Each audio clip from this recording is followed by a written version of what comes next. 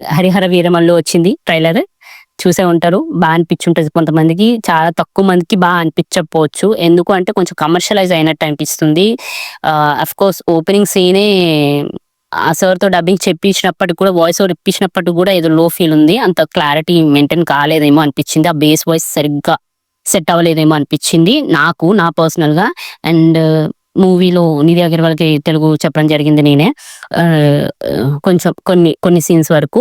And ఇంకోటేంటంటే అసలు యాక్చువల్‌గా ఆ మూవీలో ఏదో మార్క్ మిస్ అవుతుంది మళ్ళీను. ఒక అంటే పాట్రియాటిక్‌గా గాను లేకపోతే ఏన్షియంట్ మూవీలా లేదది. ఏదో వేరే మూవీలా ఉంది. Commercialise movie. బిజినెస్ పరంగా ఆలోచించి తీసినట్టు, ప్రొడక్షన్ వాల్యూస్ కోసం చూస్తున్నట్టు అని నా ఫీలింగ్. మళ్ళీ చెప్తున్నాను అని నాకనిపిచ్చింది. బట్ పవన్ కళ్యాణ్ కొంచెం, కొంచెం ఇంకొంచెం బెటర్‌మెంట్ చేసుంటే బావుండేది డైలాగ్స్ దగ్గర.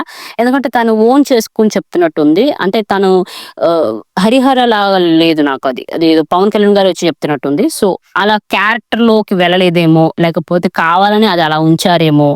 అది మూవీ రిలీజ్ అయ్యాక చూడొచ్చు. జూలై 24థ్ రిలీజ్‌లో ఉంది. కొన్ని పాయింట్స్ కమర్షియలైజ్డ్ అనిపించినాయి. అండ్ ఆ మావయ్య డైలాగు అలాంటివన్నీ ఎందుకసలు? అవి అవసరం లేదు. అవి అసలు స్పేస్ లేకపోయినా క్రియేట్ చేసుకొని యాడ్ చేసినట్టు అనిపించింది. అది మెయిన్ నాకు నచ్చలేదు. మ్యూజిక్ 'ఎంఎం కీరవాణి' గారు మంచిగిచ్చారు. లాస్ట్‌లో అది కత్తి ఫైట్, అవి బాణాల ఫైట్ అలా ఉన్నాయి కదా! ఆ ఫైట్ అంతా ఓకే. దానికి తగ్గట్టు BGM okay. And song okay. అవన్నీ నాకు నచ్చాయి.